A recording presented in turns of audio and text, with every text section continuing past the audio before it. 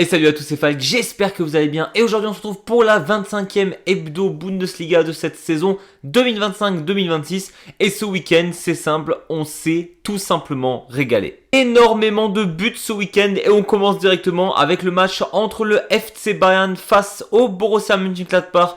Match qui s'est terminé 4-1 pour le FCB qui n'a tout simplement pas forcé son talent face à une équipe de Gladbach clairement qui est en train de galérer depuis le début de saison. La dynamique, mis à part la victoire de la semaine dernière, c'est une catastrophe à Mönchengladbach. Le Bayern peut galérer parfois face à cette équipe, mais alors là pour le coup c'était une promenade de santé. Il n'y avait même pas Harry Kane sur le terrain. On a 4 buts de 4 buteurs différents. Franchement, Munich s'est tout simplement amusé face à cette équipe faible de Gladbach. Seul point noir, la re-blessure de Manuel Neuer. On espère qu'il n'y en aura pas pour trop longtemps. On continue avec les matchs du samedi après-midi et on va débuter par le RB Leipzig qui a accueilli le FC Augsburg, club avec lequel il ne faut absolument plus s'amuser. Je veux dire, Augsburg, depuis ce début de saison, depuis cette reprise, c'est avec le FC Bayern et le Borussia Dortmund, le club tout simplement, qui avait cherché le plus de points depuis le retour des vacances. Et donc Augsburg, c'était un gros match qui attendait Leipzig. Augsburg menait 1-0 et franchement, ce n'était absolument pas démérité. Lorsqu'on regarde la physionomie globale, c'est simple, un match très offensif entre les deux équipes. Que les deux marques, ça n'aurait pas été un scandale. Et au final, je pense qu'un match nul aurait été peut-être plus juste au vu de ce qui s'est passé lors de cette rencontre. Malheureusement pour le FC Augsburg, le RB Leipzig à la maison, ça reste quand même ultra fort. Alors Diomandé réussira donc à égaliser. Diomandé qui a d'ailleurs été élu rookie du mois de février. Il continue sur sa lancée où il est absolument phénoménal.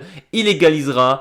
Et malheureusement pour Augsburg, dans le temps additionnel, on se retrouve avec le RB qui marquera le 2-1. Franchement, je trouve ça ultra dur au vu du match que nous a proposé Augsburg. Franchement, c'était une bataille absolument splendide entre deux grosses équipes lors de cette saison. Ça fait vraiment plaisir de voir que depuis le départ, malheureusement pour lui, de Sandro Wagner, le FC Augsburg, ça a débuté à vraiment jouer très très bien au football. Malheureusement pour eux, ça va être compliqué de chercher les places européennes. Ils ont commencé de tellement bas. N'empêche, ils se sont très très bien battus. Malheureusement, 2-1 pour Leipzig. En parlant de très bien se battre, Mainz 05 face au VfB Stuttgart, match qui se terminera 2-2. Et alors là, clairement, j'ai l'impression que les deux équipes peuvent être ultra frustrées.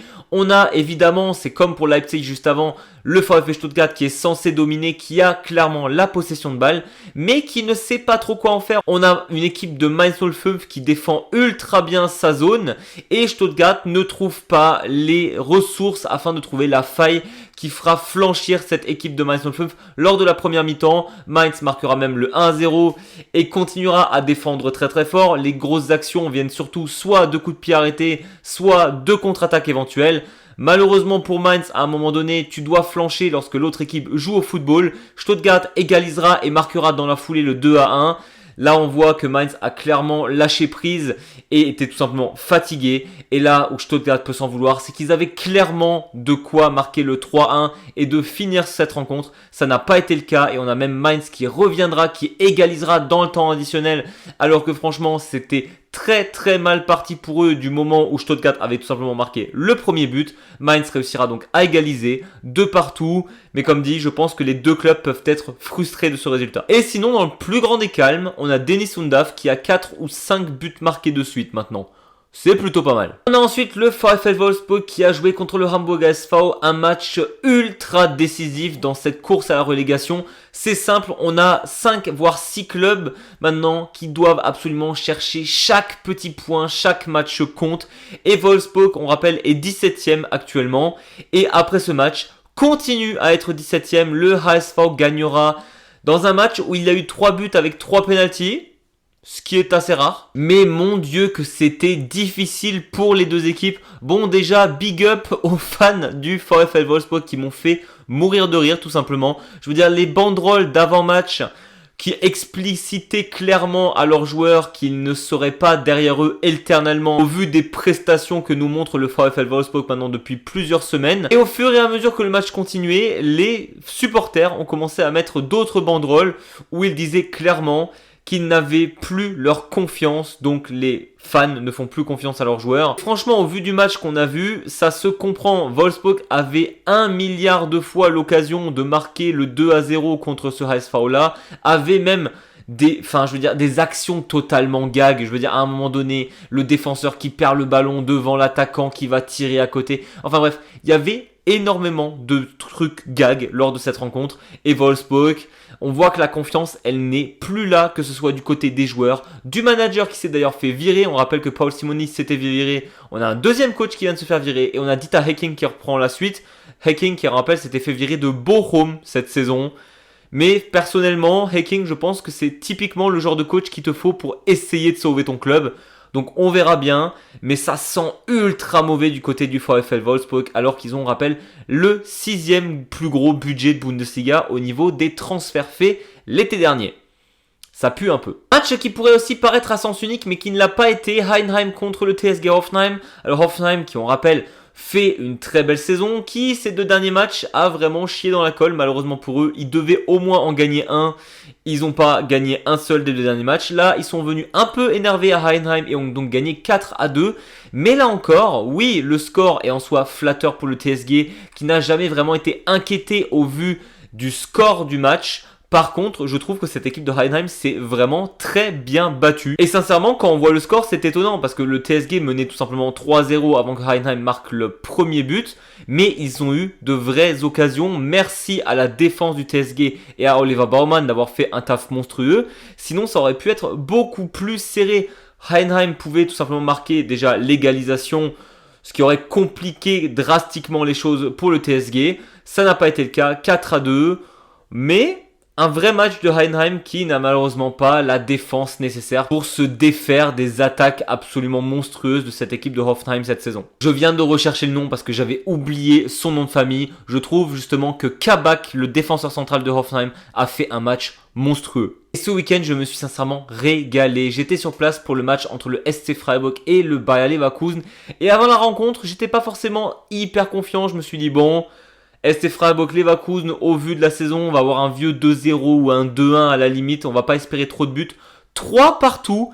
Et alors sincèrement, le score reflète exactement ce qui s'est passé lors de cette rencontre. C'est parti dans tous les sens. C'était une dinguerie. C'est simple, quand l'une des équipes a tiré sur le but adverse, ça repartait dans l'autre sens. Dès les 2 premières minutes, on a une grosse faute de la part du ST sur un joueur de Leverkusen et on savait un peu qu'il y allait y avoir du sang lors de cette rencontre. Sans trop déconner, je pense que c'était la meilleure première mi-temps que j'ai vue cette saison en Bundesliga. Généralement, c'est surtout en deuxième mi-temps où les joueurs et les équipes doivent gagner qui s'active un peu. Mais alors là, c'était une dinguerie dès le début. On a quand même 2-2 à la mi-temps. Je tiens aussi à préciser que je suis très fort en guess. Au moment du coup franc de Grimaldo, lorsque le ST Freiburg menait 2-1, j'ai dit aïe, à cette distance, Grimaldo, ça va faire but. 3 secondes plus tard, il y avait but. Je me suis senti trop frais à ce moment-là. Franchement, c'était une bête de rencontre. Je suis trop heureux d'avoir suivi ce match. Surtout l'intensité à la fin. C'était très bruyant parce que le ST Freiburg égalise à la fin, mais a aussi marqué le 4-3, on le rappelle, qui était pour le coup hors jeu. Mais Leverkusen a failli choke cette avance de 3-2, sachant qu'il devait facilement marquer le 4-2 en deuxième mi-temps, et alors ça aurait clairement calmé le jeu. Et je tiens à faire un énorme big up à Suzuki. Je ne sais pas si ça se voyait aussi bien à l'écran, mais dans le stade, je vous jure qu'à chaque fois que je voyais un joueur du SC Freiburg soit en attaque, soit se défoncer en défense, tacler les adversaires, c'était toujours le numéro 14, c'était toujours Suzuki. Il a été insane lors de cette rencontre et il n'a pas été élu homme du match. Je trouve ça honteux. Le top spiel de ce samedi soir, c'était entre le 1. FC Köln et le Borussia Dortmund. Et alors là, Dortmund peut remercier les arbitres. Déjà, les 60 à 70 premières minutes, c'était un enfer, c'était nul. Voilà, il n'y avait pas grand-chose. On a le BVB qui mène, j'ai envie de dire, logiquement 2-0.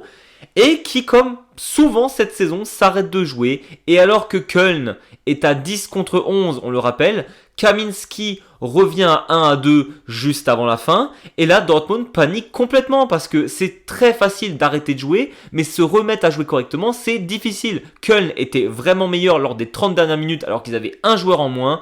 Et alors, désolé, mais l'arbitre, la VAR, qui ne va pas revoir la main de couteau dans la surface, c'est une honte absolue. Je veux dire, on a les fans de Dortmund qui se plaignent que le Bayern, ils ont toujours des pénaltys, etc. excusez-nous du peu, Köln se fait voler un penalty à la toute fin de match. Pour moi, il devait y avoir penalty, il y aurait peut-être eu 2-2 pour Köln. Au vu de la situation du Erste FC Köln, je parle de la relégation, ils auraient bien pris ce point-là. Je pense que Dortmund peut s'estimer ultra heureux, surtout que bon les gars, vous êtes quand même à 11 points du Bayern. Laissez des points aux petites équipes, même si vous devez assurer entre guillemets les places de Ligue des Champions. Là, c'est vraiment l'arbitre qui a pas fait le taf. On continue avec les matchs du dimanche. Et alors, aussi surprenant que cela puisse paraître, 0-0 entre St. Pauli et Francfort, c'était un très beau match.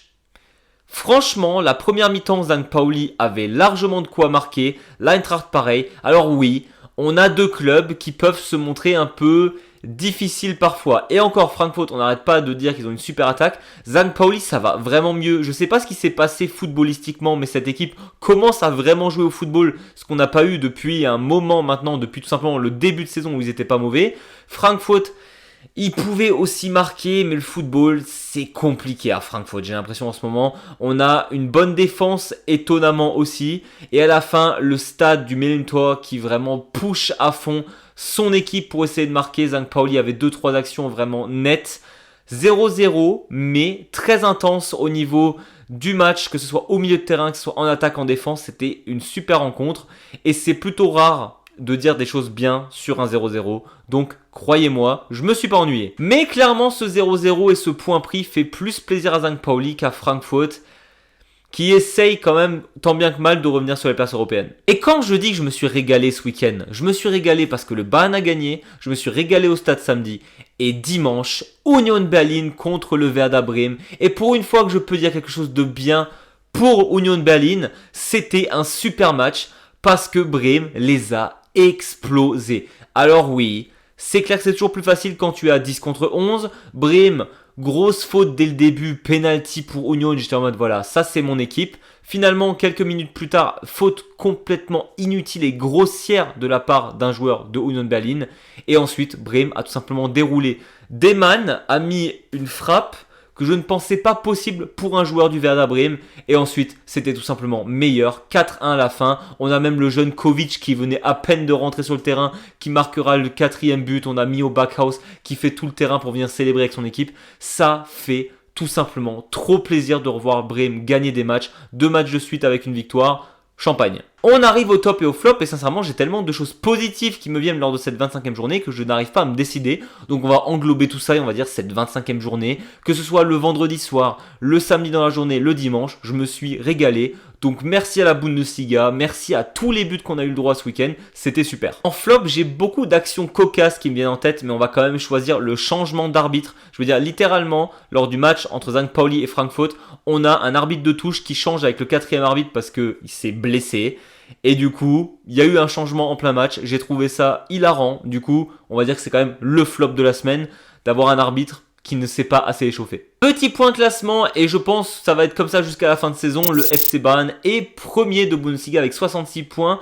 On a aussi seul au monde, j'ai envie de dire, le Borussia Dortmund deuxième avec 55 points. Et ensuite, c'est beaucoup plus serré entre Hoffenheim, Stuttgart et Leipzig. On retrouve 49, 47 et 47 points. Et on a aussi Leverkusen qui a 44 points, donc tout est ultra serré. Et en bas de tableau, on retrouve Heidenheim seul toujours avec 14 points. On a le VfL Wolfsburg 17e avec 20 points. Et alors là, c'est simple, entre la 16e et la 12e place, il y a 1 point de différence.